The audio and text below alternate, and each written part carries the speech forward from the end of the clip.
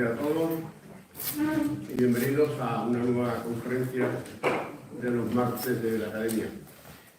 Como les dije al presidente el último día, he empezado a hacer instalaciones sobre los martes de la Academia. He encontrado que esto empezó a aparecer en el año 98. Porque el año 98 nos parece que ya han pasado 27 años ya. O sea, llevamos 27 años de Academia. Y creo que lo organizaron entre entonces el presidente de la Academia, que era Rafael Márquez, y el primer conferenciante que hubo fue él, y por parte del Ateneo era don Antonio Hermosilla, fue el presidente. Y Rafael Márquez pronunció una conferencia que se llamaba Ecología y Realidad, Controversias. A raíz de ahí ya contaremos más cosas cuando llegue el momento oportuno. Pero esto simplemente es un aperitivo de la promesa que le hice el otro día a Miguel Ángel. Bueno, pues, Pepe, bienvenido. Un placer verte por aquí. Yo a Pepe lo conozco hace muchos años, sobre todo lo conozco más por la mujer que por él, porque fui compañero de su mujer durante muchos años en el Hospital Miguel Macarena, en el Departamento de Bioquímica. Y hoy pues él nos va a hablar de las células madre, a ver si se nos aclara un poquito el concepto de las células madre, porque parece ser que llaman células madre a muchas cosas que no son células madre. Y parece ser que las células madre lo arreglan todo, pero desgraciadamente pues no a todo llegamos. Así que bienvenido a esta casa, Pepe, y ya sin más le cedo la palabra a Miguel Ángel. Bien, buenas tardes a todos, buenas tardes, Fernando. Muchas gracias por tus palabras de introducción y por ese recuerdo al origen de los martes del Ateneo. Estuvimos también en la Academia mirando el listado y efectivamente en el año 98 con Antonio Hermosilla, Rafael Márquez, cuando empieza la historia, esta ya larga historia. Sí, la primera conferencia, que lo veo aquí, fue el 3 de marzo, o sea que hace exactamente 27 años. 27 años de matrimonio en común, bien ha venido sin divorcio ni peleas de por medio, y que siga mucho tiempo más. Como decíamos también el otro día, vosotros celebráis los 100, nosotros más jovencitos celebramos los 40 en este año. Pero bueno, a ver, 37. 137. Unos poquitos más, como 100 años más.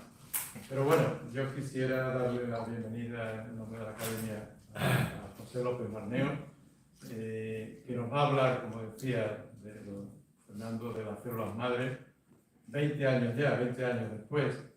Fue un boom en su día, evidentemente, el tema de las células madre. Hoy, 20 años después, la perspectiva es muy distinta, quizás no con tanta publicidad y con tanta ostentación como se hizo en su día, sino ya con los pies más en el suelo, que evidentemente es una realidad, en el sentido que son muchas las cosas, como ahora ya nos contará Pepe, que se puede hacer con las células madre, y por supuesto seremos todos oídos a lo que nos va a contar Pepe como experto en el tema bien reconocido. La presentación del conferenciante la va a hacer nuestro conferenciante anterior, que es también académico, Javier Brey.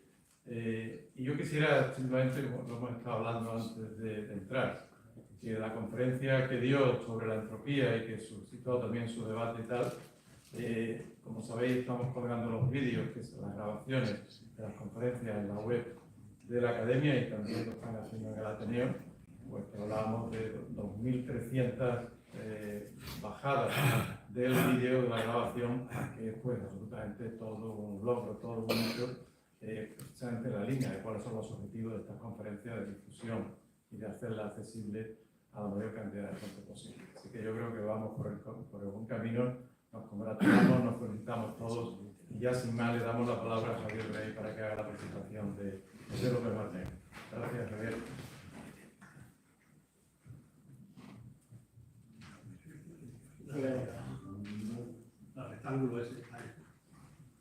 Excelentísimo señor secretario del Ateneo, excelentísimo señor presidente de la Real Academia de Ciencias de Sevilla, compañeros de la Academia, señoras y señores.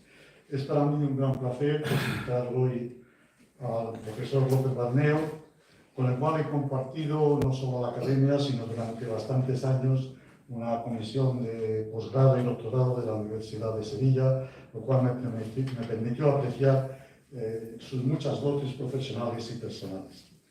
El doctor Baneo es doctor en Medicina y Cirugía por la Universidad de Sevilla, es catedrático de Fisiología también de esta universidad, en la Facultad de Medicina, es ahora emérito, ahora tiene un contrato de mérito. Realizó estancias doctorales en París, Filadelfia, en Pensilvania, en Massachusetts, en Nueva York, en fin, en muchos sitios. Ha sido profesor visitante en Stanford y en la Universidad de Columbia. Ha sido fundador del Instituto de Biomedicina de Sevilla, del que fue director entre 2006 y 2020, es decir, durante 14 años. Sus líneas de investigación se relacionan con las respuestas celulares a la hipoxia, la neurodegeneración, la terapia celular.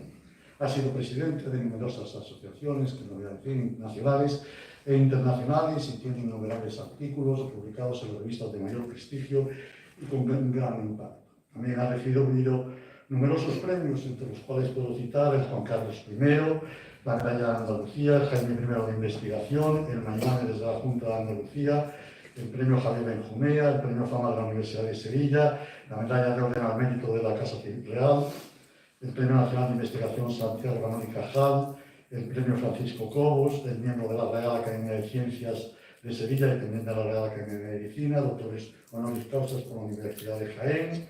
Fue uno de los primeros que tuvo, si no el primero, que tuvo una beca de la Fundación Juan Mas para desarrollar una investigación, y también ha tenido diversos contratos europeos, internacionales y de todo tipo.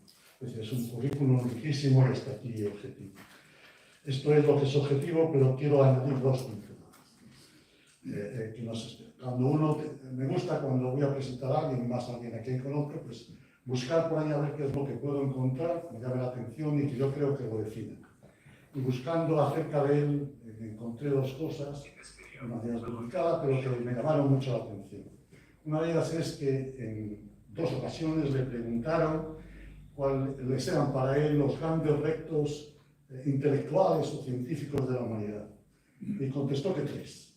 Dijo, el origen del universo, el cual no creo que nunca se llegue a aclarar, el origen de la vida, que sí que creo que se aclarará, y cómo funciona globalmente el cerebro, lo cual puede que se logre, pero se tardará mucho más de lo que la gente espera, y no se debe de ser impaciente. Me llamó la atención esa cita porque creo que lo define muy bien. Si se piensa, se ve que define la concepción tremendamente científica de una persona. Y la segunda es intrahumana y científica, también la encontré en otra revista. Y contaba él que en un momento dado de su vida tuvo que hacer una dura elección que casi todos los que nos hemos dedicado a la investigación, de un modo u otro hemos tenido que hacer. Y decía que él tuvo que elegir entre dedicarse a estudiar el cerebro como un todo o coger algo particular del cerebro, una función, un mecanismo, y centrarse en ese mecanismo. Evidentemente, desde un punto de vista intelectual, le atraía mucho más la primera opción, tratar de desentrañar el cerebro globalmente, de encontrar leyes generales o principios generales que regulen el comportamiento del cerebro, pero que desde un punto de eficiencia, él creyó que iba a ser mucho mejor para él y para el desarrollo de la ciencia en España que se centrase en esa particular. Eso hizo y estuvo en lo correcto, como demostraron los hechos posteriores. Nada más, muchísimas gracias. Le dejo la palabra con Francisco.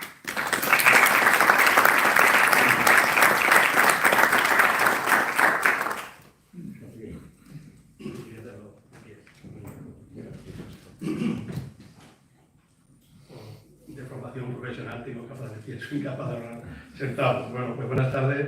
En primer lugar, muchas gracias, Fernando, al Ateneo, y Ángel, presidente de la Academia, y también agradezco las cariñosas palabras de presentación de mi querido profesor Javier Rey, amigo Javier, con el que llevamos, como él dice, muchos años compartiendo tareas universitarias y también en la academia, etc.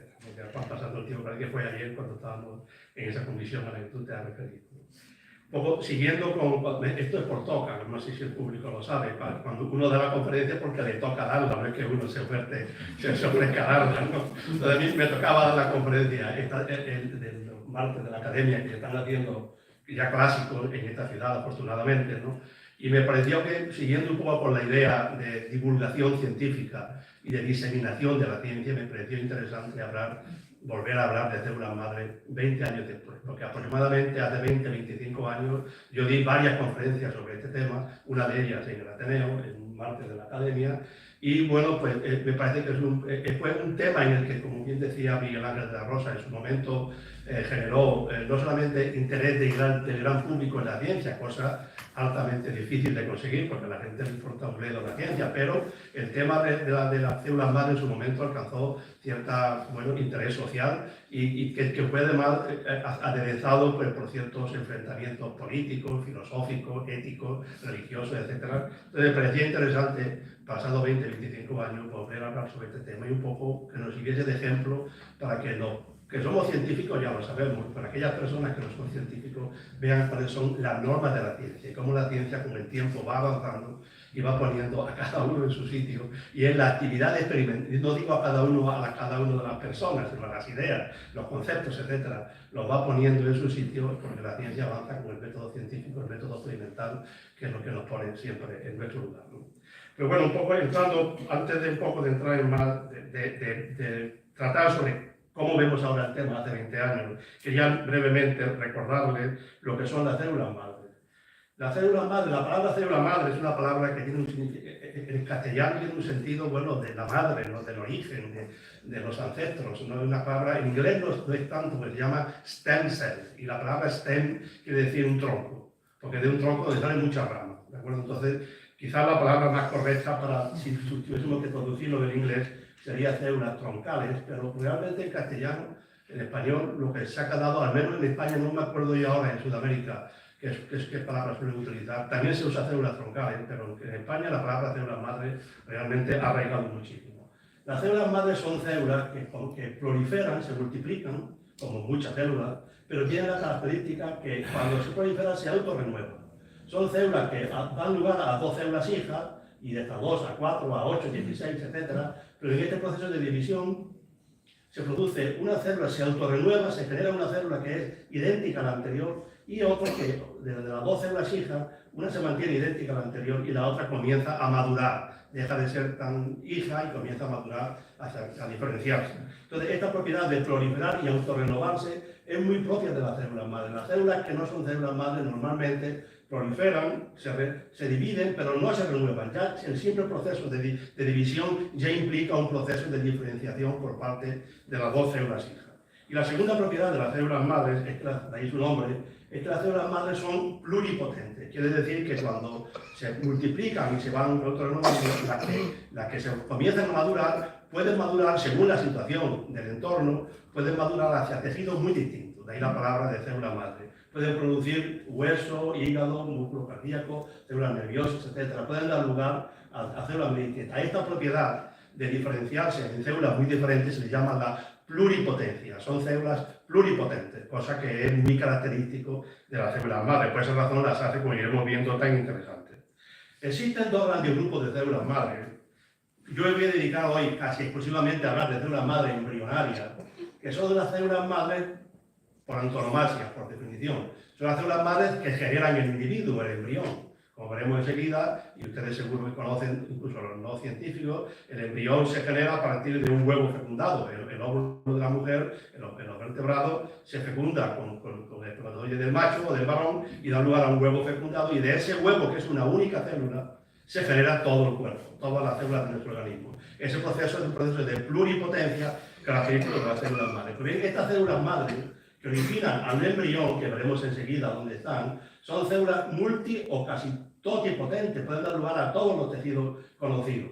Y otro tipo de células madres son células que existen en los tejidos ya adultos. En nuestros tejidos, ya cuando somos adultos, maduros, en diferentes localizaciones, no en todos sitios, pero en diferentes sitios aparecen células que siguen teniendo la propiedad esta de dividirse, multiplicarse, diferenciarse. El ejemplo paradigmático son las células hematopoyéticas, las células de la sangre. Las células que la sangre está produciendo permanentemente y se está destruyendo permanentemente. Y hay una célula madre, que se llama la célula madre hematopoyética, de la que están en la médula de los huesos, en el interior de los huesos, donde se produce la sangre, y ahí esa célula da lugar a los glóbulos rojos, a los glóbulos blancos y a la plaqueta. Son células multipotentes o pluripotentes. A estas células que se encuentran en los tejidos, le llamamos células madre de tejidos adultos, o células madres específicas de tejido o somáticas, son los diferentes nombres que se utilizan en la literatura científica. También son pluripotentes, pero su pluripotencia está restringida a tejidos específicos. Por ejemplo, la célula madre hematopoyética, en principio, da lugar solamente a células de la sangre. No da lugar a hígado, a células del hígado, ni da lugar a células nerviosas. Por lo tanto, aunque son pluripotentes, pues producen más de un tipo celular, pero esa pluripotencia está mucho más restringida que las células madre embrionarias, ¿de acuerdo? Y bien, un poco centrándonos, porque yo creo que es el tema en el que yo me quería centrar fundamentalmente, aunque también hablaré de células madre de tejidos adultos, pero el objetivo de hoy es hablar sobre todo de las células madre embrionarias, pues son las que hace 25 años generaron la enorme expectativa científica, social, etcétera, a la que yo me refería antes. Estas células madre embrionarias aparecen en los embriones. Aquí ven una imagen de un óvulo recién fecundado de un ratón, pero esto es muy parecido al hombre, es casi idéntico, había un poco más de espacio. Desde este punto a este han pasado 3 o 4 días.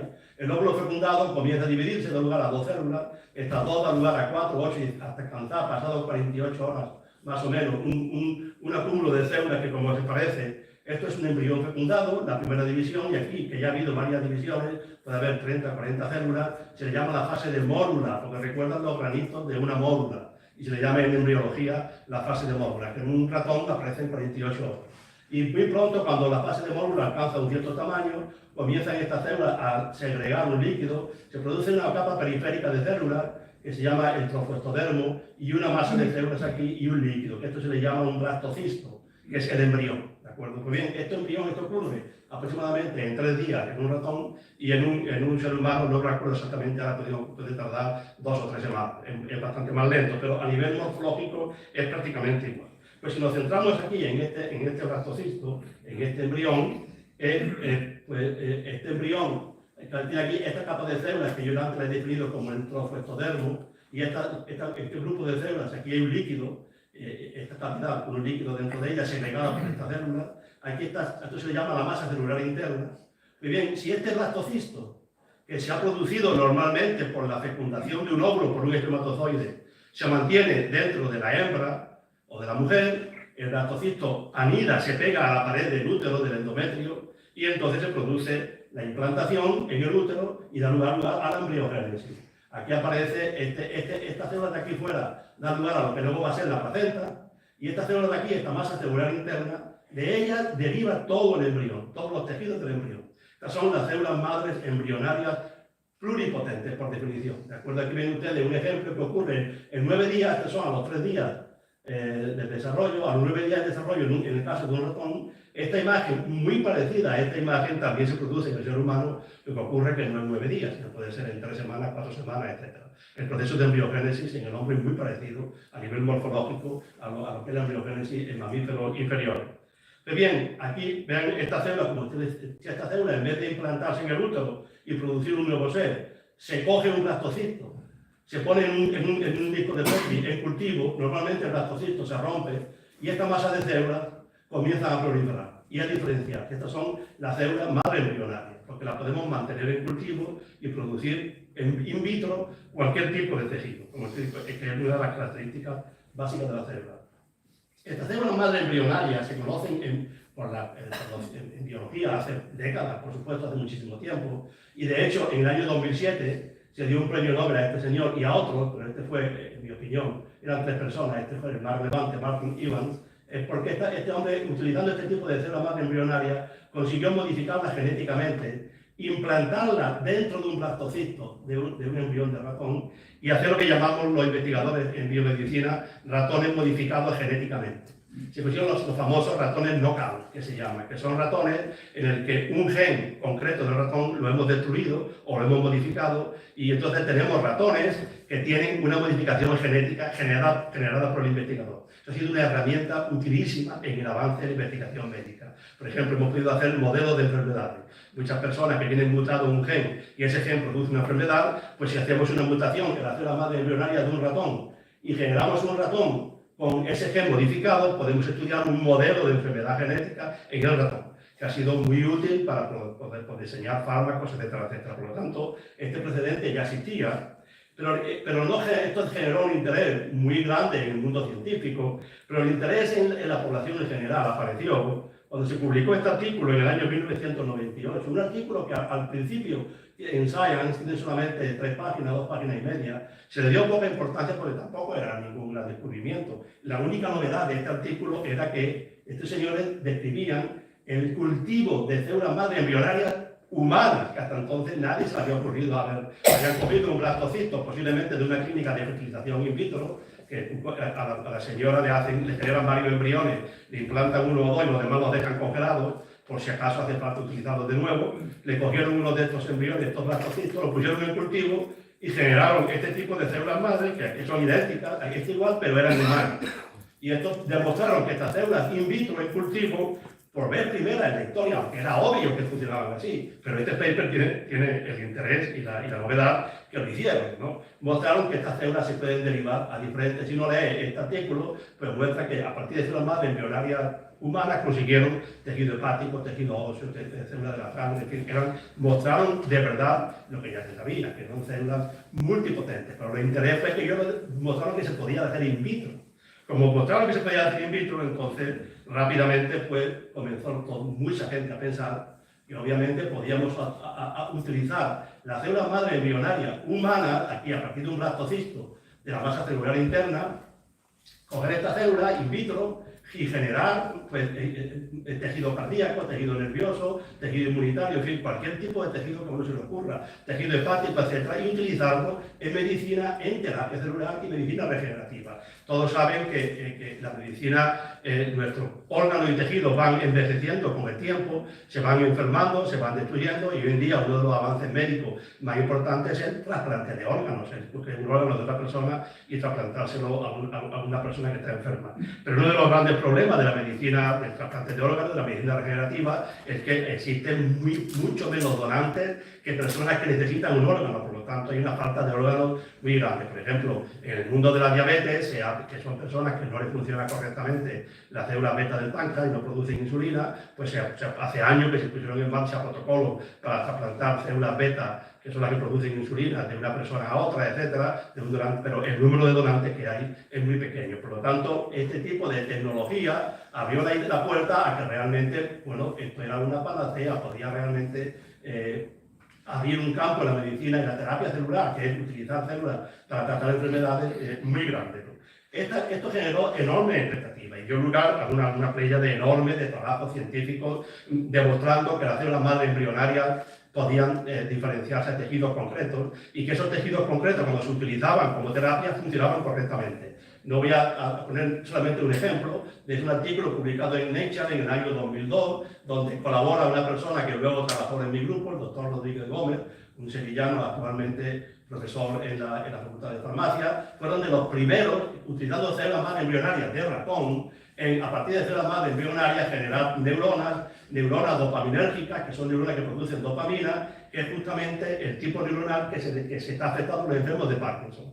Los enfermos de Parkinson se destruyen en su cerebro un grupo de neuronas que se llaman neuronas dopaminérgicas, que producen dopamina. Entonces, uno de los objetivos de hace ya décadas que ha habido en el mundo, en la neurología, es hacer trasplantes de células productoras de dopamina en el interior del cerebro de pacientes parkinsonianos a los que les falta precisamente esa molécula. Pues bien, estas personas, en este artículo, lo novedoso de este artículo, que fueron los primeros en mostrar que en un ratón, en un modelo de ratón parkinsoniano, porque se le había destruido la sustancia, las neuronas que producen dopamina en el cerebro, cuando se cogían células madre embrionarias y se diferenciaban a neuronas y se trasplantaban, se le curaba prácticamente el Parkinson. Entonces, bueno, este artículo, como digo, y otros muchos, generaron centenares y centenares de artículos, miles de artículos, generaron un ambiente en el mundo científico hace 20 o 25 años muy importante. Tanto es así que, bueno, que en muchos ambientes se habló de la necesidad urgente de trabajar en células madre embrionarias, porque era urgente coger las células madre embrionarias humanas, diferenciarlas a tejido humano y, por supuesto, pues, curar a los parkinsonianos, los diabéticos, etcétera, etcétera, etcétera, etcétera. Es un poco lógico que se generase ese tipo de urgencia. Se comenzó a hablar de, bueno, esta célula madre embrionaria, ¿de dónde se obtiene? Entonces se comenzó a hablar que lo ideal era utilizar embriones humanos congelados, ya existentes. en muchos países, entre otros España, hablo hace 25 años, estaba 20-25 años ya aprobada la fertilización in vitro. Son personas a las mujeres les producen una ovulación, le sacan los óvulos, in vitro en el laboratorio, mezclan los óvulos con un donante de esperma, normalmente si es el marido, si es una pareja que quiere tener hijos, se hace una fertilización in vitro y cuando alcanza el estadio de blastocisto, se le deposita dentro del útero de la señora para que se implante y se produce ahí el nuevo ser.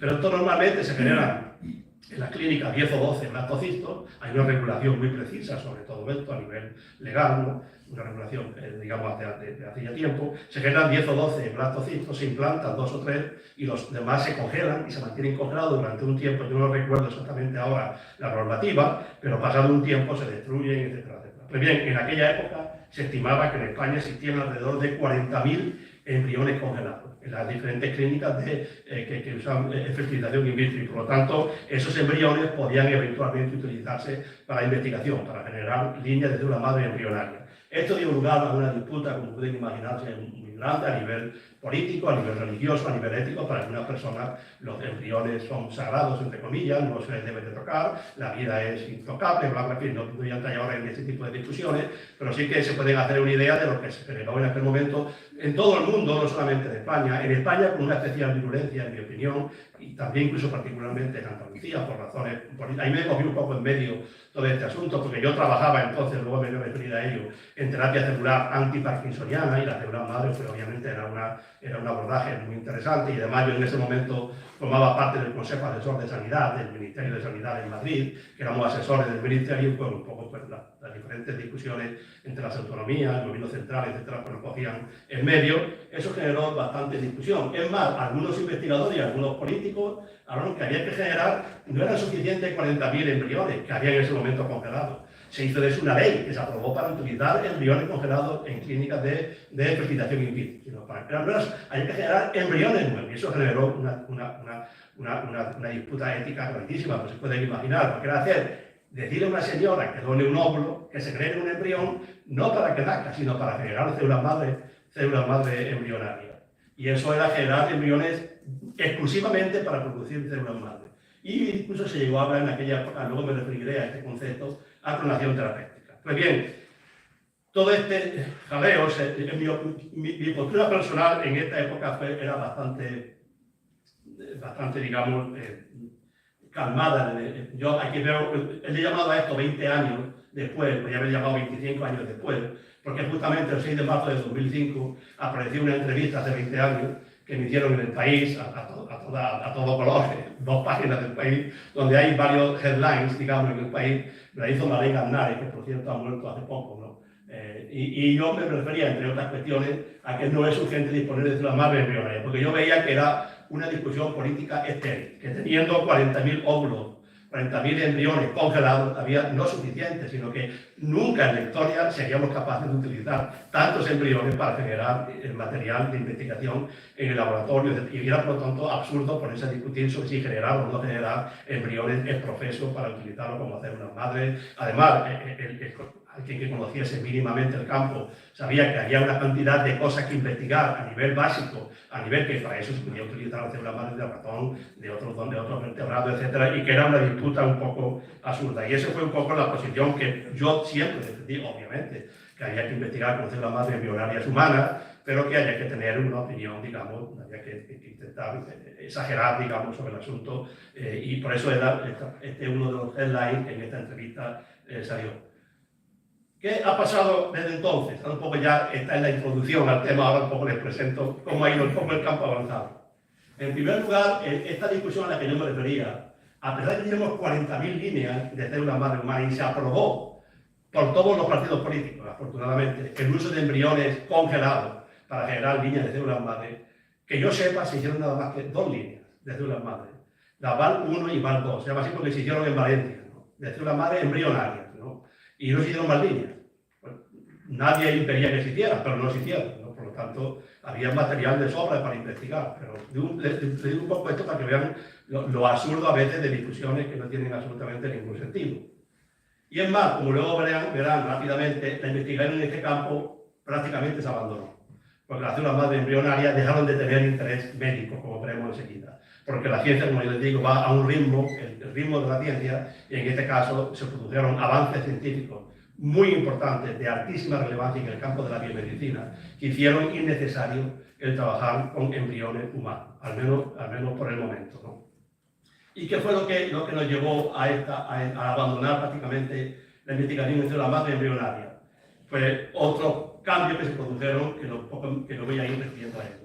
Antes de entrar en la razón científica por la que se abandonó la investigación en células madre, sí quiero un poco decir que el interés social e incluso el interés político que se generó en la célula madre embrionaria, yo creo que no fue negativo, independientemente de aspectos concretos y de personalidades concretas, etcétera, etcétera, y de discusiones concretas a las que yo me he referido. Yo creo que en general fue positivo porque generó un interés social en la investigación científica que era muy bienvenido. De hecho, no voy a entrar en detalles, pero algunos centros de investigación de los que hoy estamos muy orgullosos en Sevilla se generaron, yo creo, no solamente, pero sí en gran parte, por el interés de los políticos en la investigación científica asociada a toda lo que yo a veces llamaba, entre comillas, la movida de las células madres, ¿de acuerdo? Y eso hay que reconocer que se generó un interés que fue positivo. Luego también, de forma indirecta, afectó a la investigación en células madres de tejidos adultos. El interés en las células madres, muchas personas dijeron, bueno, vamos a investigar más en células madres somáticas, adultas, y eso puso en marcha una línea de investigación que hoy en día sigue siendo muy interesante y muy pujante, etcétera, etcétera, que fue la investigación sobre la diferenciación y el uso de células madres de tejidos adultos. Yo aquí ya ponemos unos cuantos ejemplos, pero hay muchísimos. Uno de ellos fueron las células de la médula ósea. La célula de la médula ósea, que se llevaba años utilizándola para hacer trasplantes de médula ósea, que se habla tanto en personas de las leucemias, etcétera, etcétera, eso se optimizó muchísimo, se mejoró muchísimo gracias a la investigación sobre células madre. De hecho, hoy en día se utiliza en los hospitales como terapia rutinaria, que salva vidas permanentemente, el uso de células madre de la médula ósea para tratar leucemias, por ejemplo. Se generaron otras células, por ejemplo, una célula con las células mesenquimales. Son unas células que existen en la médula ósea y en otros tejidos que tienen unas propiedades muy interesantes. Más que ser, se les llama células madre, pero no son realmente células madre, son células que cuando se trasplantan a diferentes sitios tienen un efecto antiinflamatorio muy potente.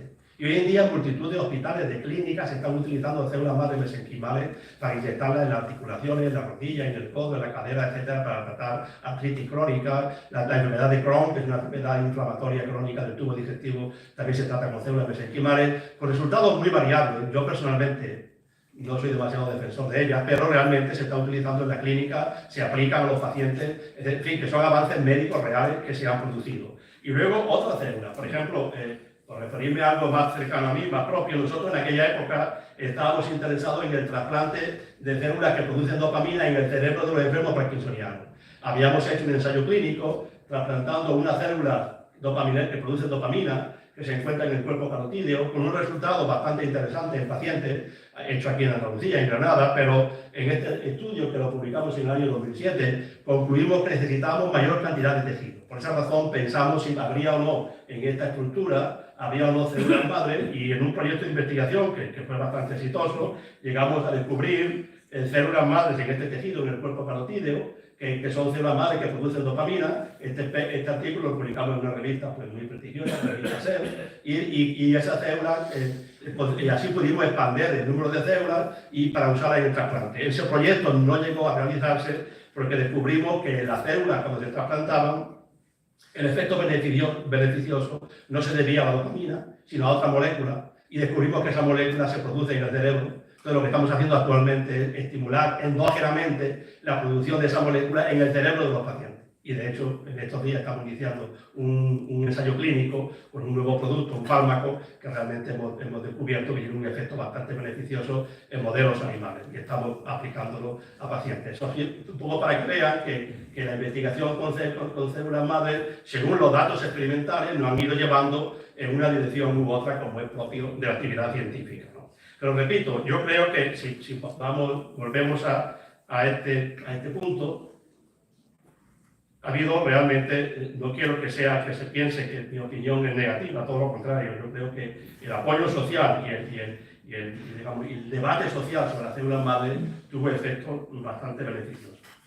Y el tercer efecto que tuvo fue que como se comenzó a pensar alguna forma de obtener células pluripotentes que sin tener que utilizar embriones, porque realmente el uso de embriones humanos generaba toda esta disputa ideológica, política, religiosa, etcétera, etcétera. Entonces aquí sí que hubo lo que llamamos en inglés un breakthrough de la ciencia, se rompió, digamos, el paradigma científico del momento y se generó este concepto que es la reprogramación nuclear. Y se generó lo que se llama las células pluripotentes inducidas, la IPS en inglés, es Induced Pluripotent Stem Cells en inglés, que esto ha sido un avance conceptual de una gran trascendencia, que este avance conceptual en el año 2012, a los que lo generaron, obtuvieron el Premio Nobel de Medicina o Fisiología, Jim Goldblum y sobre todo Shinya Yamanaka, que fue el investigador que dio lugar a este concepto que le voy a explicar brevemente, ¿no? Y esto sí que ha sido un avance médico de gran trascendencia y científico, por supuesto, ¿no?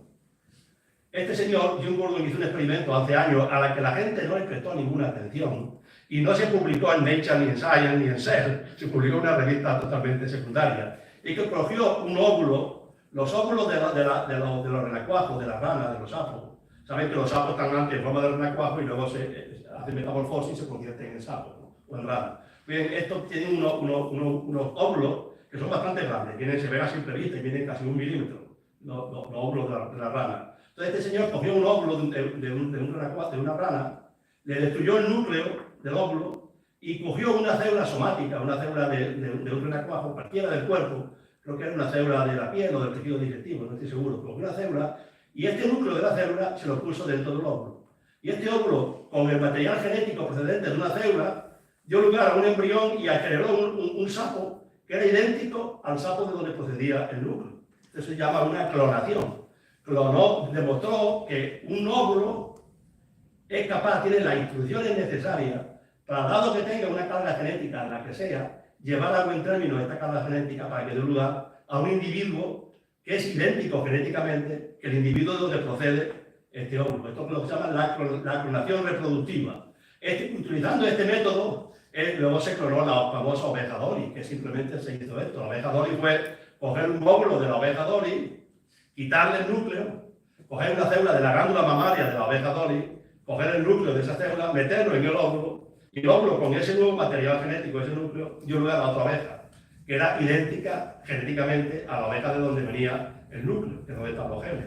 Se llama clonación. Hoy en día, quien hizo el avance científico fue este señor, y al que le dieron el premio Nobel no fue al que hizo la oveja Dolly, sino a este señor, ¿de acuerdo? Entonces, pues, se han clonado ovejas, ratas, vacas, cerdos y, en fin, infinidad de animales, y se podría clonar perfectísimamente. Primates se han clonado, monos, y se podría clonar perfectamente el ser humano. Lo que pasa es que está prohibido por la ley, ¿de acuerdo? Esto es un avance muy importante, y por eso este señor compartió el premio Nobel con Shinya Yamanaka. Y este avance es tan importante que aparentemente no tiene relación con las células madre, tiene muchísima relación, porque, aquí, bueno, de nuevo le explico lo que es la clonación terapéutica. Si imagina un señor que tiene un paciente de una enfermedad genética, ¿de acuerdo? Pero, y que creemos, o no genética, una enfermedad cualquiera, Parkinson, por ejemplo, y necesita células madre, células productoras de dopamina procedentes de una madre embrionaria.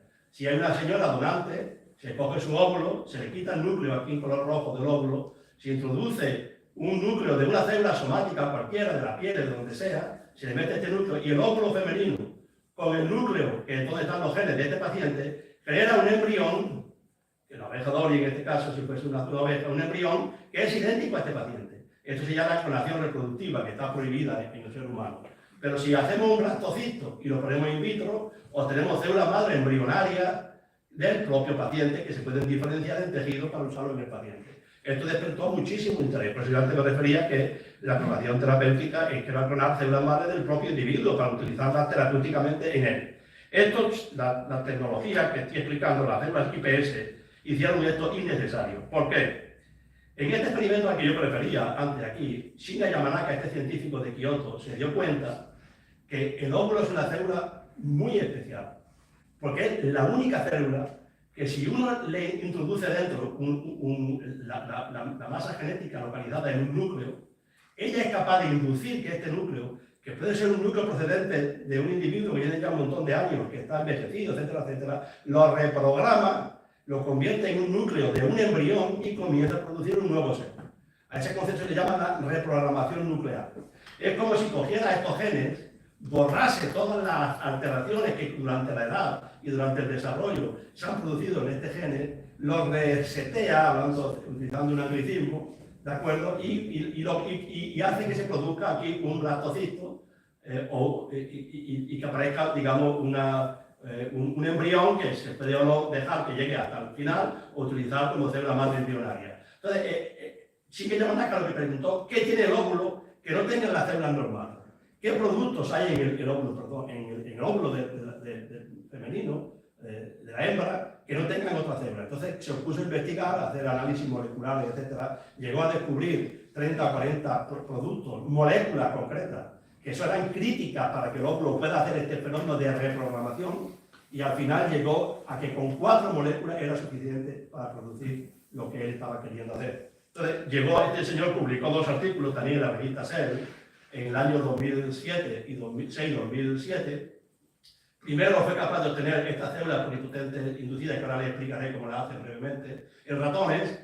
Demostró que estas células que obtenía en ratones eran pluripotentes, porque si las metía en un blastocito generaba un ratón idéntico al ratón del que venía la célula, pero el ratón demostraba que era un material totalmente pluripotente, y también demostró la obtención de este tipo de células en tejido humano. Y este señor pues compartió este premio Nobel al que yo me refería anteriormente en el año 2012. Estos artículos están publicados en 2007 y 2006. El señor ganó el Nobel en 2012, uno de los ejemplos en el que desde el descubrimiento al premio ha habido menor espacio de tiempo, porque a veces es muy poco probable que una persona le dé un Nobel a los 5, 6, 7 años de haber publicado algo, hay que demostrarse que realmente funciona, etcétera, etcétera. Esto porque fue realmente un avance importantísimo. ¿Y de qué va este avance? A ver si soy capaz de explicárselo claramente para que lo entiendan. El avance consistía en coger. Este hombre demostró que dentro del óvulo hay muchos productos que son necesarios para que el óvulo reprograme el núcleo, el proceso de reprogramación que hay producir el embrión, pero que bastaba con 4 que están escritos en el OCT4, el SOC2, el KLF4 y el CEMIN. Son 4 productos muy bien conocidos, que si uno coge a este señor de la piel y le hace una biopsia, le saca una célula somática, una célula cualquiera de la piel, un fibroblasto, y en este fibroblasto le introduce estos factores, el ARN mensajero que codifica estos factores. Estos son proteínas, pero lo que se refiere es la versión, digamos, del nucleótido que produce esa proteína. Si se lo introduce dentro de esta célula, estos factores actúan sobre este núcleo, lo reprograman y lo convierten en una célula que la resetea al origen, como si fuese un óvulo fecundado, y da lugar a producir unas células que son pluripotentes, que se comportan idénticos que las células madre, y que in vitro pueden dar lugar a cualquier tipo de tejido.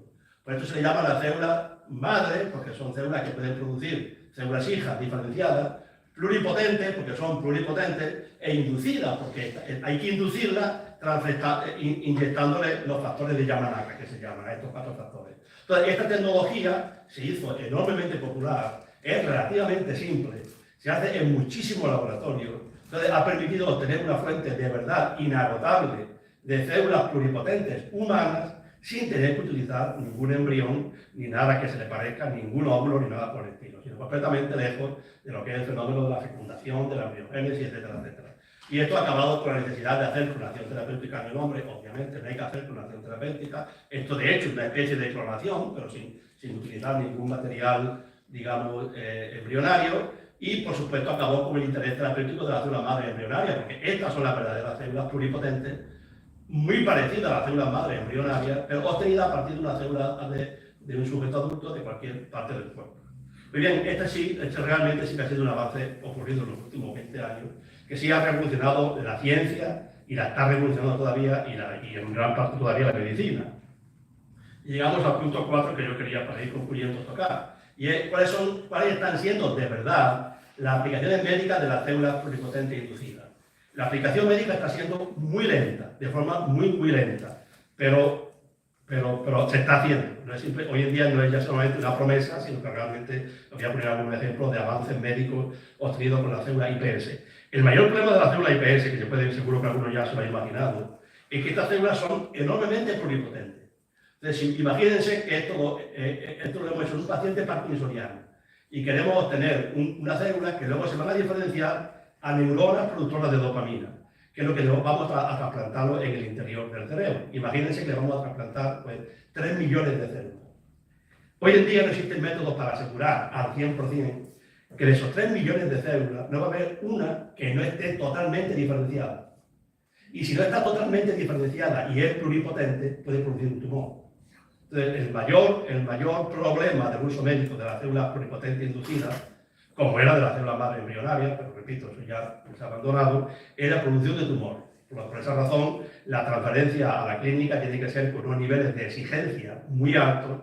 Repito, si uno tiene esta célula pluripotente, imagínense ustedes este experimento, que de un paciente hemos generado en un disco de Petri células IPS y que la hemos diferenciado con una técnica que hoy en día se ha puesto, es muy simple, se hace muy bien, a células dopaminérgicas. Idealmente vemos que hay células dopaminérgicas, pero de esas células, que son neuronas que producen dopamina.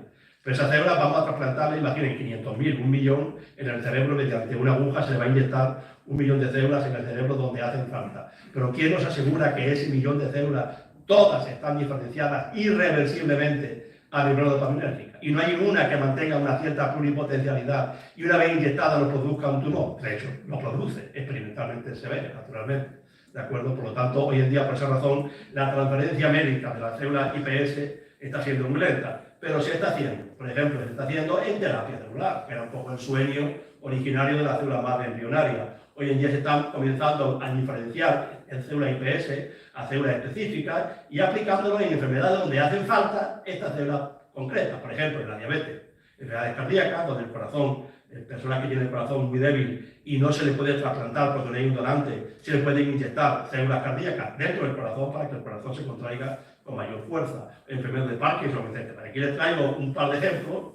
Aquí hay un artículo que se publicó hace unos pocos meses, en 2004, donde es el primer ejemplo del mundo en el que una persona diabética, a la que le faltaba insulina, diabético tipo 1 que se llama, que le falta insulina, se le trasplanta un producto derivado de IPS, que son células beta del páncreas, productoras de insulina, y que después de pasado varios meses no tiene ninguna complicación tumoral, etcétera, etcétera, y se le ha restaurado la diabetes. Este es un ejemplo publicado en Nature hace pues, unos pocos meses, y aquí ven, es la primera persona con diabetes tipo 1 que recibe este tipo de trasplante. Bueno, si no se lee el artículo, y he visto reportajes posteriores sobre este artículo, tiene ya varios meses, realmente está siendo una curación bastante importante. Esto abre el camino a que se sigan utilizando en otras patologías y también en diabetes. Sabéis que hay varios, por ejemplo, nada más que en España hay 300 o 400.000 diabéticos tipo 1. ¿no? Aquí ven otro ejemplo en una persona que tenía... este experimento lo hicieron también un artículo publicado hace poco, en enero de este año, también en la revista Nature, me parece, donde tanto en primates, en modelos de mono, como también en un paciente con una enfermedad cardíaca grave, en la que el corazón no se contraía con suficiente fuerza, se le han generado IPS, la IPS se han diferenciado a músculo cardíaco, que es una célula muy diferenciada, porque hoy en día se hace bastante fácilmente en los diferentes laboratorios, y esas células diferenciadas se le han inyectado en el corazón y ha aumentado la fuerza de contracción y ha mejorado su cardiopatía, y eso es lo que está descrito en este artículo. Otra aplicación, por tanto, la terapia celular es una aplicación que ya se está haciendo.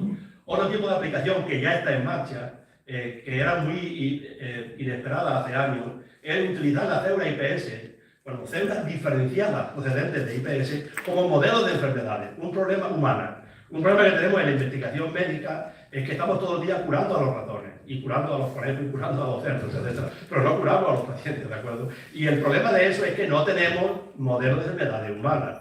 Muchas maniobras que hacemos en ratones y que hacemos en conejos, etc., no nos dejarían hacerlo en pacientes. Si nos dejasen lo haríamos, pero es que no nos dejan hacerlo en pacientes, ¿de acuerdo? Por la normativa legal. Por lo tanto, hoy en día hay una falta de material de modelos de enfermedades humanas. Pues una aplicación muy interesante de la IPS es, si yo tengo un paciente parkinsoniano, hay dos tipos de parkinsonismo. El parkinsonismo genético, y es que le falta un gen concreto, y eso produce Parkinson, y un parkinsonismo que no es genético, sino que se llama esporádico, y es que por causa desconocida, pero no por un gen concreto, sino por causa desconocida, a esa persona aparece Parkinson. Pero, por ejemplo, en un trabajo en el que yo participé, de unos colegas españoles que publicamos hace unos pocos años, aquí se muestra como a partir de pacientes parkinsonianos obtuvimos, a partir de IPS de pacientes de Parkinson, obtuvimos IPS, y aquí se muestran neuronas productoras de dopamina, que son las que se afectan en el Parkinson, de un sujeto normal, vean su neurona con su estructura normal,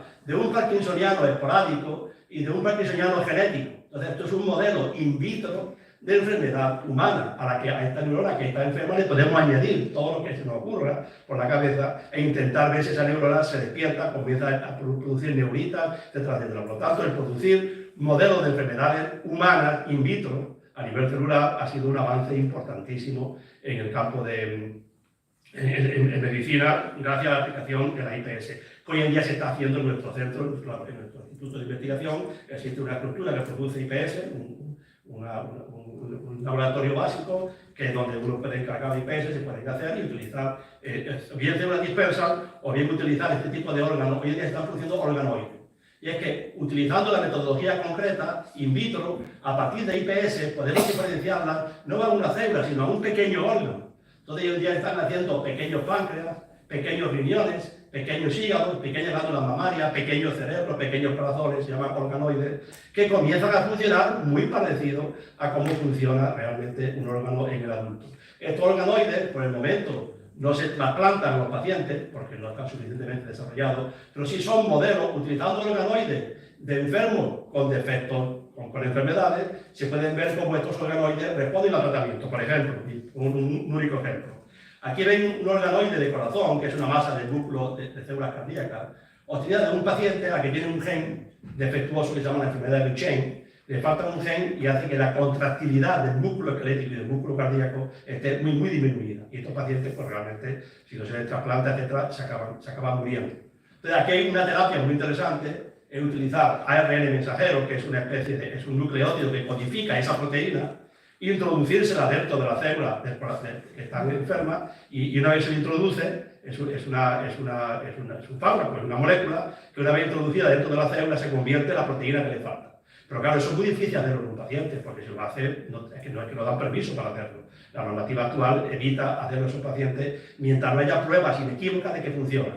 Así que aquí ven un ejemplo muy bonito. En este caso, al que le faltaba esta proteína, a partir de células de IPS del paciente, se genera un corazón, esto late, esto se mueve, ¿de acuerdo? Un corazón in vitro, un organoide, se le trasplanta con el RNA mensajero, que es un fármaco que codifica esta proteína que le falta, y aquí se demuestra eficientemente que realmente, aquí esto se marca con diferentes colores, etcétera, se está transfectando realmente la proteína. Y que esta proteína, una vez trasplantada, funcione y este corazón se contrae, este organoide se contrae con más fuerza que él. Esto es una prueba de concepto que realmente demuestra que el fármaco funciona.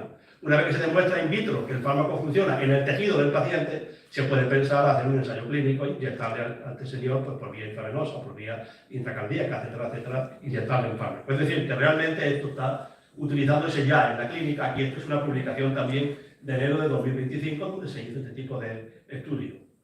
Se está transfiriendo, digo, de forma lenta, pero con gran potencialidad. Y para terminar, lo quiero separar, porque me quiero referir a dos aspectos que por el momento no se han trasladado a la medicina, pero que sí que tienen una enorme promesa de traslado y que sí que creo que van a ser revolucionarios. Todavía más de lo que ya he dicho. El primer aspecto es fabricar órganos. Un problema importante, si tenemos células madres pluripotentes, ¿qué nos impide fabricar órganos? No nos impide nada, y es más seguro que lo conseguiremos. Hay dos formas de fabricar órganos: fabricar un hígado. No digo un cerebro dudo que lo fabriquemos, pero sí un hígado, un corazón, un páncreas, etcétera, etcétera. No hay ninguna razón para que no se fabrique, ¿no? Esto se puede fabricar in vitro, y hoy en día hay en muchos laboratorios se hacen pequeños andamios de cómo va a ser la estructura. Puede imaginar algún ingeniero, ¿no? La estructura de cómo es un órgano, para que sobre ese andamio se le ponen las células, se van diferenciando y se va generando el órgano. Sobre eso se está avanzando. Aquí tenemos a uno de nuestros compañeros que trabaja en algo parecido a esta fabricación de órganos a partir de células madres, ¿de acuerdo? Este es un campo que está creciendo muchísimo, todavía con poca aplicación médica, porque no se ha conseguido fabricar órganos completos, pero viene un desarrollo muy importante en el futuro, y luego fabricar órganos mediante quimeras. Hoy en día se han publicado trabajos, incluso algunos de ellos colaborando algunos investigadores españoles afincados en los Estados Unidos, donde uno coge un blastocito de cerdo, de donde va a salir un cerdo in vitro, le introduce células humanas y puede conseguir que ese cerdo tenga órganos mixtos, que sean medio hombre, una quimera que se llama, y medio cerdo. Y esto, imagínense un hígado que tuviese un porcentaje de células muy alto que fuese humano. de un cerdo, se podían trasplantar si hubiese rechazo, etcétera, etcétera. Pero hoy en día en este campo se está avanzando muchísimo. El problema más, y técnicamente no es complicado, es relativamente fácil de hacer. El problema más importante es que la normativa actual no permite hacer quimeras humanas, salvo en algunos países donde permiten hacerse quimeras humanas que lleguen solamente hasta el segundo o tercer mes de desarrollo, ¿de acuerdo? Porque toda esta quimera hay que introducirla en el útero de un cerdo hembra y se desarrolla y hay una mezcla de tejido humano y tejido de cerdo. Por lo tanto, genera de nuevo unos problemas éticos importantes que está frenando muchísimo el desarrollo de este campo. Pero si algún día los problemas éticos se solventan o se decide que se puede dejar hasta que el cerebro aparezca, yo que sé, cualquier decisión que se tome en este campo, la producción de órganos humanizados en cerdo ya es una realidad. Lo que pasa es que todavía no ha pegado el salto al uso rutinario en la clínica. Y por último, me quiero referir también a algo que, en mi opinión, no es ni mucho menos ciencia ficción, sino que se está haciendo experimentalmente en los laboratorios, y lo llaman la reprogramación parcial. Cuando hemos hablado de este tema de la reprogramación nuclear, de lo de Yamanaka, yo me refería a que Yamanaka introduce estos 4 factores y reprograma este núcleo y lo convierte completamente en como si fuese el núcleo del embrión originario, es decir, que nace un nuevo ser totalmente reseteado en edad cero, ¿de acuerdo? Y ahí ya comienza a envejecer. Pero si ustedes imaginan el milagro que es la embriogénesis en ustedes nuestros tejidos están envejecidos. Los varones no tenemos esa enorme capacidad de generar nuevos seres, pero las mujeres sí. Entonces, los tejidos envejecidos, por la edad de una señora, cuando se queda embarazada y nace un feto, que es un tejido suyo, que es igual que su hígado, igual que su cerebro, igual que su hueso, igual que su piel, nace un nuevo ser donde si le tocan la piel al recién nacido es absolutamente de terciopelo, completamente rejuvenecido, ¿de acuerdo? Es un proceso que ocurre molecularmente en el momento de la embriogénesis. Pues lo mismo, eso es lo que realmente ocurre con estos 4 factores, que hacen que este núcleo que está envejecido lo conviertan en un núcleo completamente sin envejecer y den lugar a células que pueden ya desarrollarse a todos los tejidos. Pues bien, hoy en día se hace este proceso de convertir una célula normal con estos factores de Yamanaka en una célula pluripotente inducida, se llama la reprogramación total. Pero imagínense que tuviesen un mecanismo en el que le transfectamos estas moléculas, pero solo un poquito, transitoriamente. Entonces, ¿qué haríamos? Rejuveneceríamos a esa célula, ¿de acuerdo? Eso se le llama reprogramación parcial. Entonces, hoy en día se están haciendo investigaciones en mamíferos superiores. Lo que yo estoy hablando en el hombre no se hace porque no está permitido, pero en mamíferos superiores es lo que se le introduce en un tipo celular los factores de Yamanaka transitoriamente. Y lo que se ha visto es que se produce un rejuvenecimiento impresionante. Cuando una persona añosa se le transfiesta con los factores de Yamanaka durante 48 horas, por ejemplo, el músculo esquelético toma unas propiedades parecidas a las que tenía 40 años antes. Esto es un proceso de rejuvenecimiento impresionante. Y esta tecnología que se está utilizando ya en mamíferos superiores realmente abre un campo impresionante para la reprogramación facial en la medicina regenerativa y en el rejuvenecimiento. Saben que el rejuvenecimiento es bueno, el deseo de todos los humanos. Saben, por ejemplo, que los ricos, Jeff Bezos, el dueño de Amazon, ha creado recientemente unos laboratorios en San Diego, en California, y en Cambridge, aquí en Inglaterra, donde ha fichado a varios españoles precisamente para trabajar en rejuvenecimiento. Todo ello basado en el uso transitorio de factores de Yamanaka. Un día, por ejemplo, en mi instituto hay una persona haciendo un proyecto muy bonito, y es que es muy difícil, si uno le inyecta los factores de Yamanaka a una neurona y la rejuvenece, puede que nuestra personalidad desaparezca, porque claro, la personalidad la hemos tenido a lo largo de la vida. La mente es un proceso ontogénico, ¿de acuerdo? Nuestra mente de hoy es fruto de la ontogenia de que nacimos hasta ahora, ¿no? Y si ahora la rejuveneciésemos, lo más probable es que tuviésemos un desorden mental, etcétera, etcétera, muy peligroso, ¿no? Y es mejor no tocarlo, ¿no? Pero en el cerebro hay una célula que acompaña a las neuronas, que son los astrocitos, que hay casi tantos astrocitos como neuronas, son células gliales, que estos astrocitos suministran soporte permanentemente a las neuronas. Hoy en día están haciendo trabajos muy bonitos que rejuveneciendo los astrocitos solamente, metiendo factores de Yamanaka transitoriamente solo en astrocitos, se rejuvenece la memoria, las capacidades mentales se potencian enormemente. Esos son datos que no estoy exagerando, son datos que están publicados en ratones, etcétera, que son animales muy, muy parecidos a nosotros. Por lo tanto, estos dos campos de la ciencia, el obtener nuevos órganos y la reprogramación parcial, son áreas de la ciencia que si se consiguen optimizar, por supuesto, y hacerlo de la forma correcta, etcétera, etcétera, yo creo que va a ser una revolución muy importante en la medicina y, bueno, un poco en la expectativa de vida de las personas, etcétera, etcétera. Por lo tanto, con esto termino. Lo que yo pretendía un poco era ver cómo el tiempo pone las cosas en su sitio, cómo la ciencia avanza solamente con los experimentos. Yo le digo siempre a mis doctorandos y a los postdocs, los experimentos nos ponen en nuestro sitio. El experimento sale como sale, hay que repetirlo, y si sigue saliendo siempre así, y si lo hace alguien, otro colega, y le sale lo mismo, y teníamos una idea preconcebida distinta, tenemos que cambiar de idea. Hay que hacerle, obviamente, el experimento es lo que hace que el científico avance. Y luego que gracias al método científico y gracias a la inteligencia humana, la ciencia, a mí siempre me gusta parafrasear a Gabriel Celaya, es un alma cargada de futuro, no la poesía, como él decía, que también, pero la ciencia, porque realmente la ciencia, pues si hace 20 años nos hubiesen dicho que se iban a inventar las células, cuando aquí había discusiones políticas, religiosas, y me acuerdo de grandes reuniones sobre los obispos, un jaleo, os puede imaginar que hoy en día eso ya sería obsoleto, y que son solamente en 20 años quedaría todo eso obsoleto, y que tendríamos las células potentes y inducidas con todo lo que promete en la medicina, etcétera, etcétera, diríamos, bueno, estamos exagerando, pero ¿no? La realidad supera la ficción. Y en fin, eso es todo. Espero que haya ahora un turno de discusión y de preguntas. ¿De acuerdo? Muchas gracias por la atención.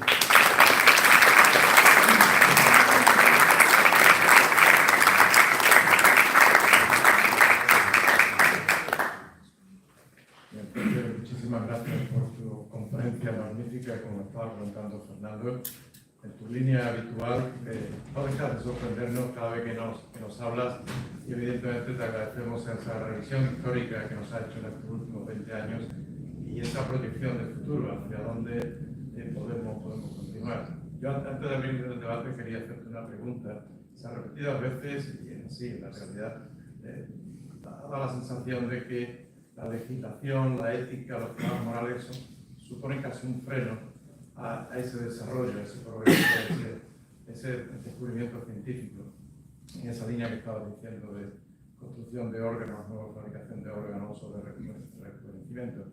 Entonces, una pregunta que te quería hacer es ¿hasta qué punto esa legislación, esas restricciones de tipo ético y moral, que en general son mucho más restrictivas en Europa en relación con otros países? ¿Son mucho más? Restrictivas, más limitadas, más efectivamente que de alguna manera restringe la capacidad que tiene el investigador a la hora de diseñar sus proyectos y sus investigaciones. De hecho, como tú bien sabes, en Ciencias de la Vida tenemos que pasar el filtro del comité ético cuando presentamos determinados proyectos y se trabaja con células embrionarias.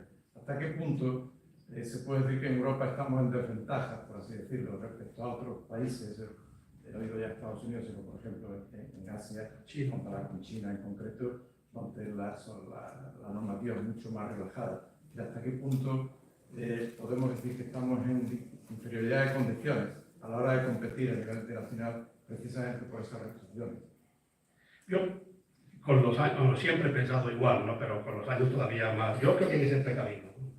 Y que es bueno que haya regulaciones. Por ejemplo, hasta hace este año, cuando comenzó en el año 2020 la COVID, y que se sabía que ya había una vacuna con ARN mensajero que podía salvar, como de hecho ha salvado a muchísima gente, etcétera, etcétera. Hubo que hacer un ensayo clínico en fase 3, etcétera, etcétera, para probar la vacuna. Yo creo que es muy importante que, sobre todo en medicina, los procesos se den como tienen que darse. Y para eso está muy bien legislado. En Europa, obviamente, la legislación es más restrictiva que en otros sitios, pero yo veo conveniente. Lo que pasa es que, bueno, en cada caso, para eso tiene que haber foros de discusión y hay comité ético, etcétera. Si hay un tema que realmente parece muy exagerada la restricción que le están imponiendo, pues se le quita restricción. Oye, es que en algunos temas es muy difícil llegar a acuerdo. Por ejemplo, en medicamentos que son menos importantes que esto, con menos trascendencia ética. La FDA, que es la agencia norteamericana que acepta medicamentos, y la Agencia Europea de Medicamentos, a veces tienen opiniones distintas, y una aprueba una cosa y la otra no, y viceversa.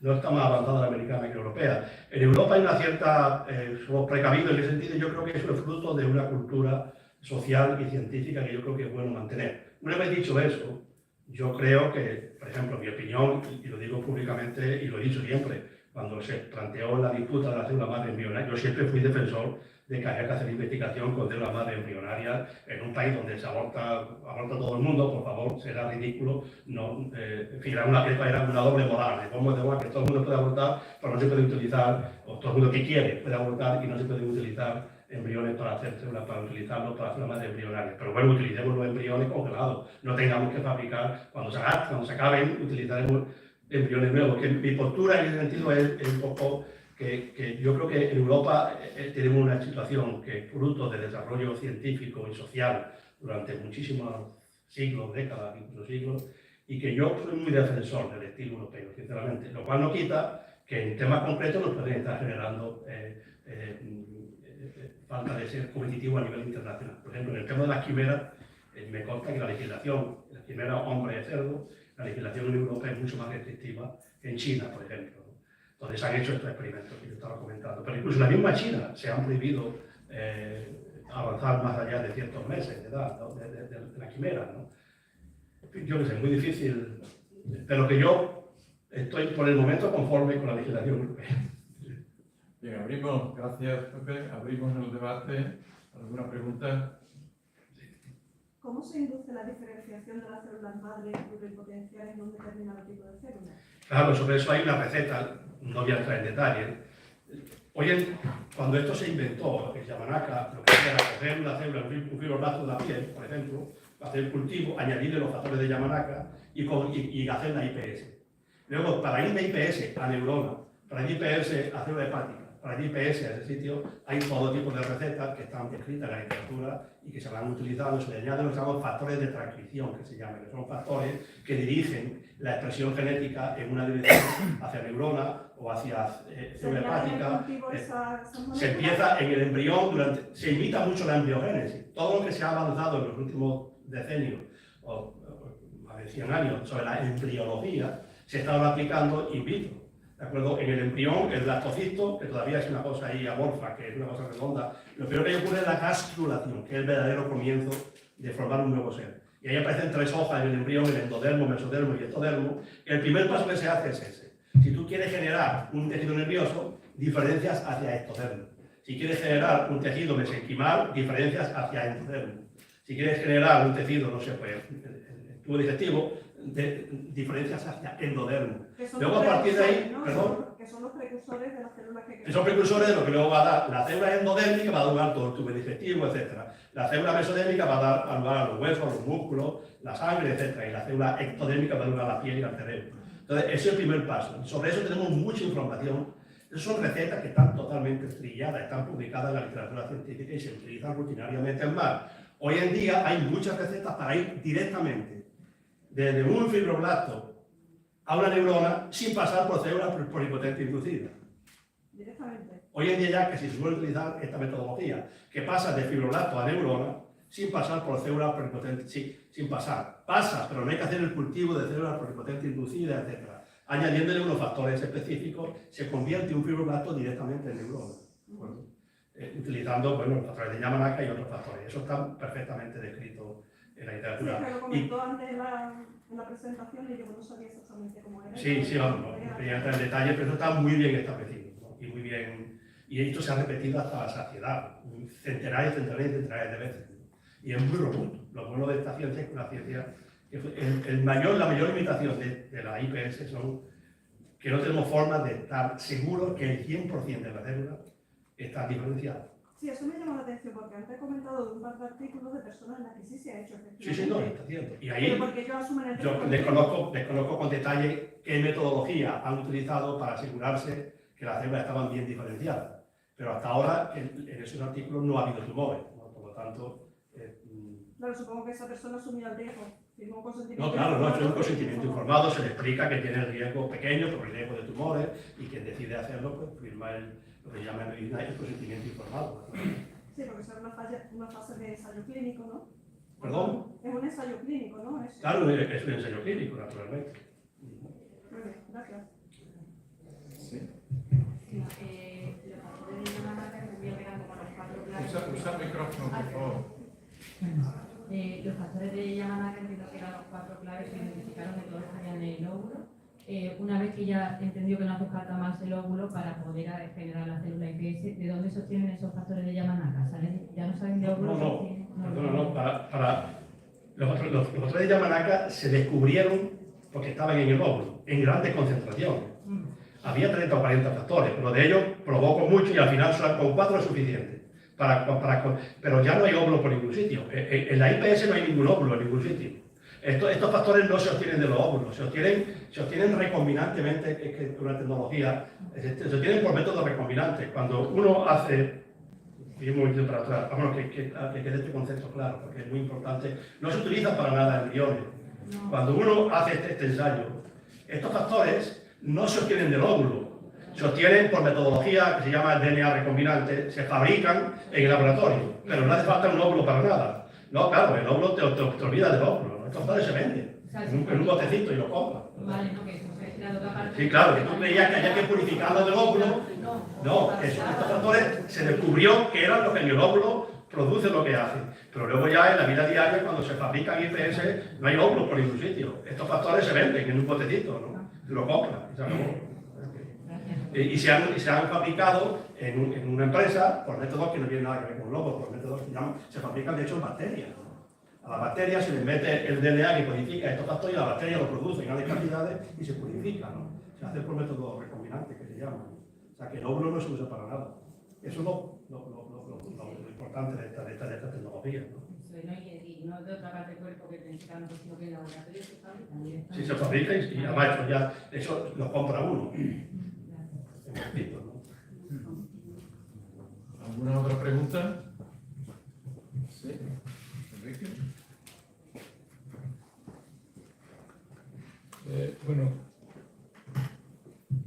Muchas gracias por la charla que, como ha dicho el presidente, siempre es fantástica. La pregunta que te quería hacer, a propósito del uso de las células madre en técnicas de impresión digital, de impresión 3D. He leído, la impresión 3D ha permitido recientemente, según tengo entendido, generar órganos que funcionan correctamente, como puede ser un corazón, como puede ser un hígado, o por lo menos, bueno, eso es lo que yo tengo entendido. Y he leído que las células madre se usan a nivel de tinta, o sea, a nivel de, ¿cómo podría decir?, de material que sirve para la impresión 3D. Bueno, vamos. ¿Estoy diciéndolo bien o estoy diciendo mal? Bueno, aquí tenemos el doctor de la Portilla, trabaja en el doctor cirujano que utiliza células madre, andamiajes, y uno de sus temas de investigación es conseguir nuevos órganos, etc., ¿no? Que yo sepa, actualmente la impresión 3D no produce nuevos órganos hoy en día. La impresión 3D lo que te hace es, mediante material sintético, te fabrica un modelo de un órgano. Y, por ejemplo, si tienes una cardiopatía compleja, te fabrica un modelo de ese órgano, pero hecho con material elástico. Y el cirujano, cuando va a operar, se fija y entonces aprende de qué es lo que tiene que hacer para reparar bien el corazón, por ejemplo. Hoy en día, pero sí que se podría teóricamente, si tú tuvieses un sistema de impresión 3D que inyectase células diferenciadas, en vez de inyectar, no sé, pues algún elemento sintético de estos que se utiliza, ¿no? Silicona, etc., inyectase células, y hoy en día la microfluídica celular ha avanzado espectacularmente sin hacer células, se podría, mediante impresión 3D, construir un órgano. Todavía no se ha hecho eso, que yo sepa, ¿no? Fernando, me corrige si tú crees que... Pero no es una locura que se haga el día de mañana, ¿no? En mi opinión, el problema mayor que yo le veo a la fabricación de órganos es el diseño tridimensional. Un hígado, por ejemplo, que un órgano uno podría pensar que no es tan complejo, pero es muy complejo. Tiene una vena, otra vena, la arteria, etcétera, los lobulillos. No digo ya el cerebro, que obviamente olvidémonos de él, pero un órgano más simple, el corazón, por ejemplo.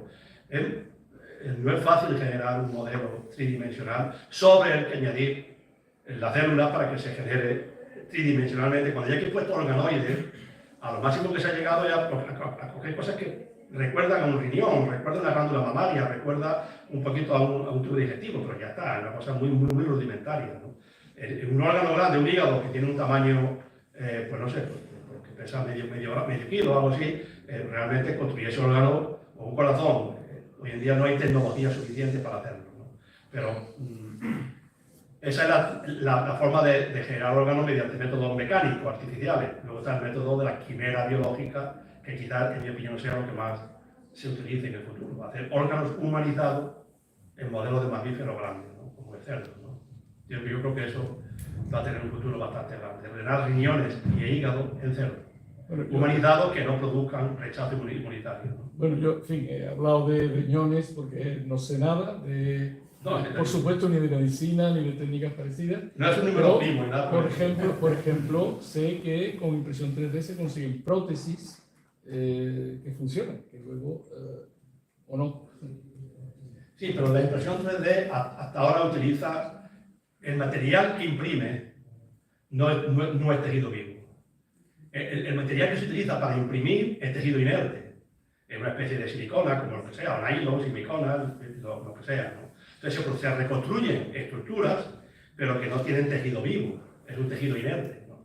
Por ejemplo, si tú quieres reconstruir, por ejemplo, un trozo de aorta, gente que tiene una coartación aórtica, una estrechez en la aorta, le cortan un trozo y requieres un vaso en medio. Tú puedes hacer reconstruir con un tejido inerte, etcétera, etcétera, y luego coserlo y dejar aquí un trocito de tejido inerte que está uniendo los dos trozos de la aorta. Eso se puede hacer, ¿no? Pero no tejido vivo. Hasta ahora no se hace con impresión 3D tejido vivo, ¿no? O sea, no se inyecta en el inyector para imprimir, no se inyectan células, se inyecta material inerte, normalmente un tipo de material orgánico, silicona o algo parecido, vamos. Hilo de silicona, cosas de ese tipo, ¿no? Tengo una pregunta por aquí de Antonio.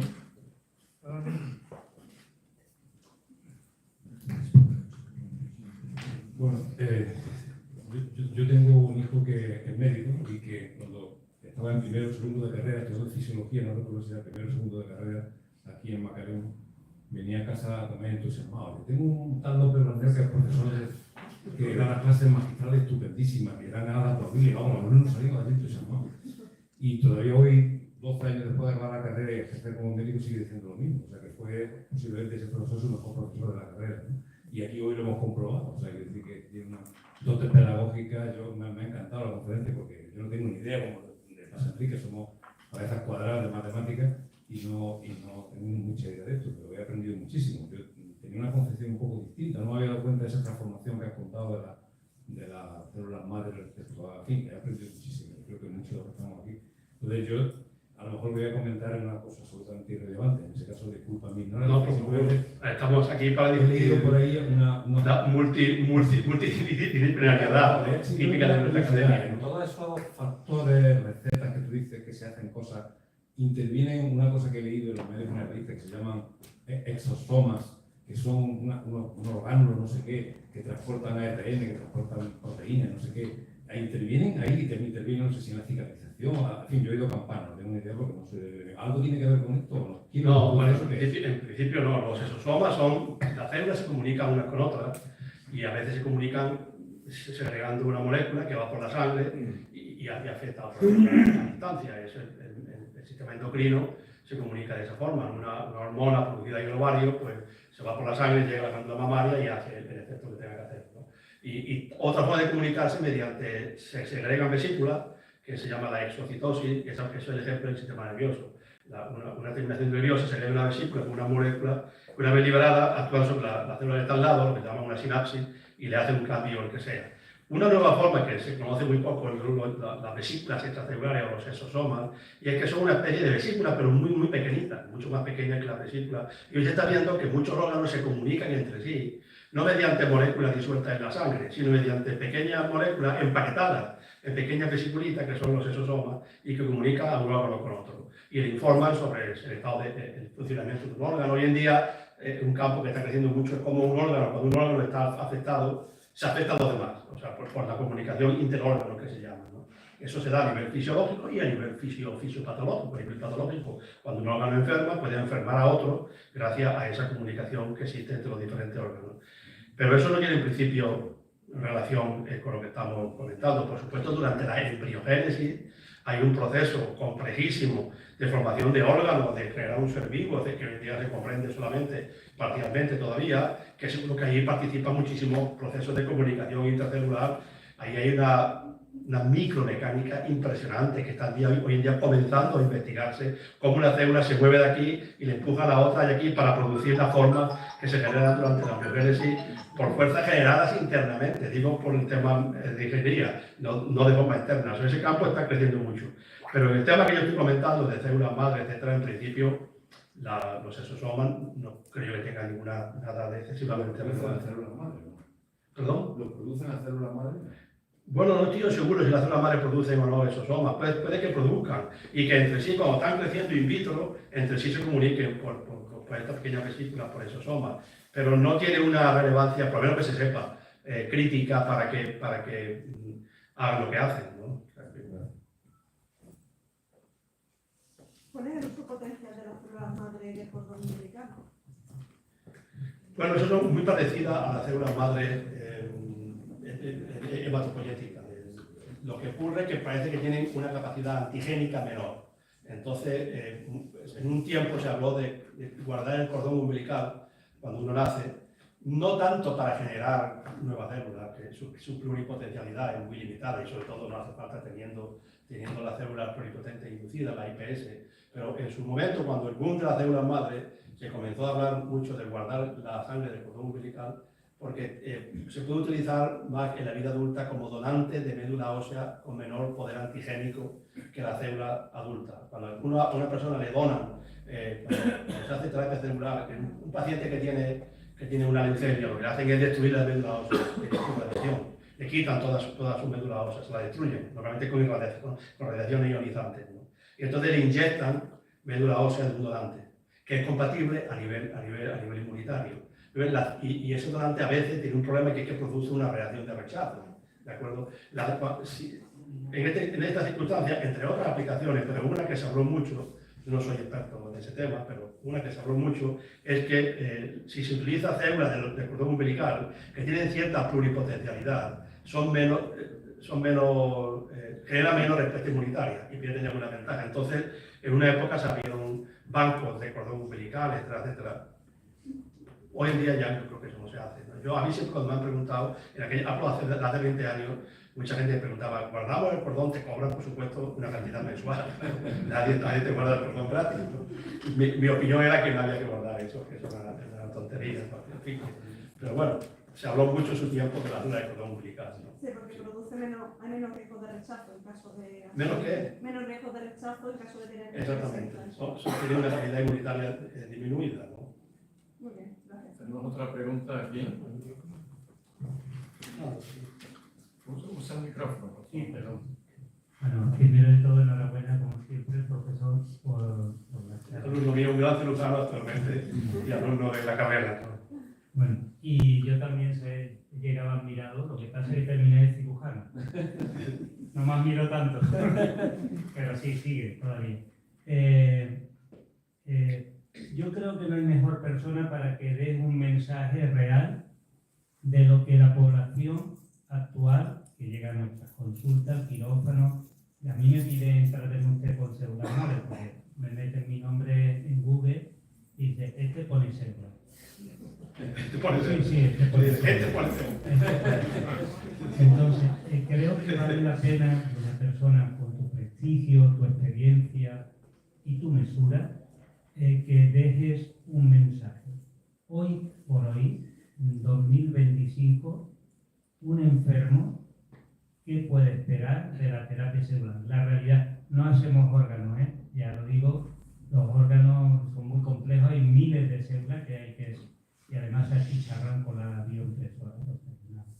Pero ese mensaje, Pepe, por favor, porque es muy importante que nos llevemos todo un mensaje. Mira, no esperar nada, no venderlo, no.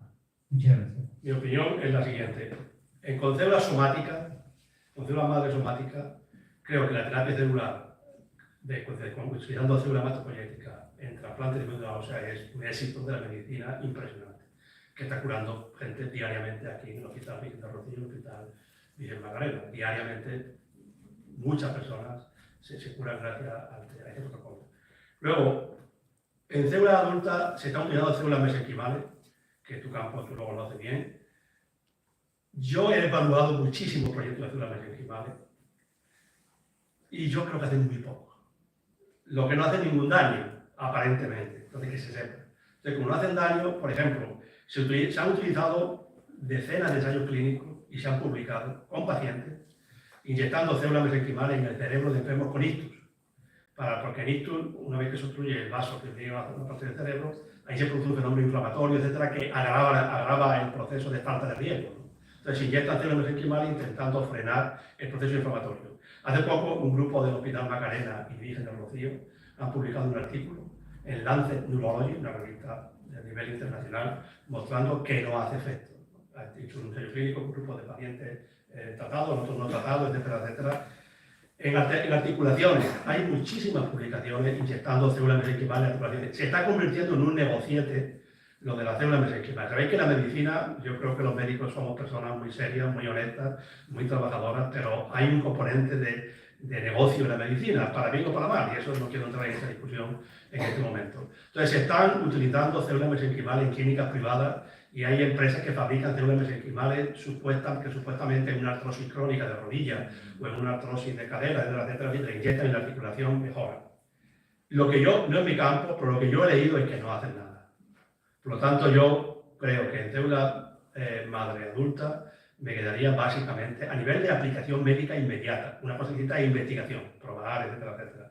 Aplicación médica inmediata, yo los dejaría en la célula madre hematopoyética fundamentalmente, en otra parte de la ósea. Luego yo creo que es importante seguir con la investigación, porque cada día se aprenden nuevas cosas, etcétera, pero no hay un paciente no puede ir hoy en día a un hospital pidiendo nada concreto. Y luego la célula madre embrionaria, olvidémonos de ella. Se han dejado de utilizar. En Parkinson, por ejemplo, la terapia celular parkinsoniana, que es un campo que yo sí que conozco con detalle, prácticamente está abandonada, porque la célula IPS, ahora ya paso a célula madre embrionaria, la célula IPS pueden producirse una fuente inagotable de neuronas dopaminérgicas, pero claro, muy distinto es ponértela en el páncreas, que si sale un tumor te lo quitan y no pasa nada, que metértela en el cerebro. Si en el cerebro te queda un tumor, te mueres con el tumor, o te tienen que hacer una patología compleja. Por lo tanto, la aplicación terapéutica de células madre, incluso las IPS, en el sistema nervioso, que yo sepa, no hay ningún ensayo clínico en este momento en el mundo utilizando no ya células madre embrionaria, sino IPS convertida en neuronas, las que sea, para tratar la esclerosis lateral amiotrófica, el Parkinson, lo que sea. De eso que yo sepa no hay ninguno. Es más, está avanzando bastante la terapia génica, que es en pacientes, que es ensayo clínico con terapia génica, inyectando los genes que fabrican la molécula que tú quieres que fabriquen. Eso está avanzando bastante. La terapia celular está muy frenada. Yo sí que veo, y ya está, yo creo que en pacientes sí que creo que está siendo un avance revolucionario el avance farmacológico, utilizando modelos in vitro de enfermedades con células o con organoides y probando fármacos. Eso está permitiendo que el desarrollo farmacéutico, que tardaba años y es carísimo, se pueda ir mucho más rápidamente, sobre todo medicamentos complejos, basados en ARN mensajero, en DNA, en cDNA, ese tipo de medicamentos que es más complejo, utilizando organoides y células diferenciadas, sí que está avanzando. Eso no se aplica a pacientes, pero sí que está avanzando muchísimo en probar medicamentos. Por ejemplo, medicamentos, es curioso, tú coges una célula madre de un psicótico y una célula IPS de un psicótico, la pones in vitro y produce un organoide, y el comportamiento de ese organoide a nivel molecular es parecido al psicótico. Y pueden utilizar medicamentos antipsicóticos y ve que corrigen la función del organoide, y eso te facilita luego utilizarlo en pacientes. O sea que los organoides sí que están siendo organoides y células IPS diferenciadas, pero poco más, Fernando. Yo sinceramente esa es la realidad de la clínica, es como es. Bueno, muchas gracias. Yo creo que quizás vamos a cortar ya el debate. Agradecerte de nuevo, Pepe, por tu magnífica presentación y por el debate posterior y por ilustrarnos de esa manera como acostumbras. Le cedo la palabra al secretario general del Ateneo para que cierre el ciclo. Bueno, antes de nada, recordaros, la próxima será el 1 de abril con Ana Gutiérrez, que la veo por aquí. Creo que te toca, ¿no? Sí. Como decía Pepe, te toca, ¿eh? Me toca. Va a ser difícil, después de Pepe, va a ser muy difícil, pero bueno. Bueno, pues yo lo único que quiero unirme a la felicitación al profesor López Barneo, La conferencia me ha parecido extraordinaria, como todas las veces que te he oído. Yo entiendo que en este campo posiblemente haya que ir despacio y con cuidado por todo lo que has comentado, pero porque casi roza la ciencia ficción, con lo que hemos estado viendo, la rehabilitación de órganos y todo el tema ese.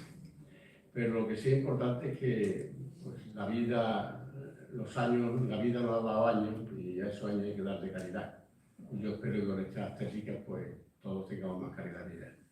Muchas gracias y nos vemos el 1 de abril.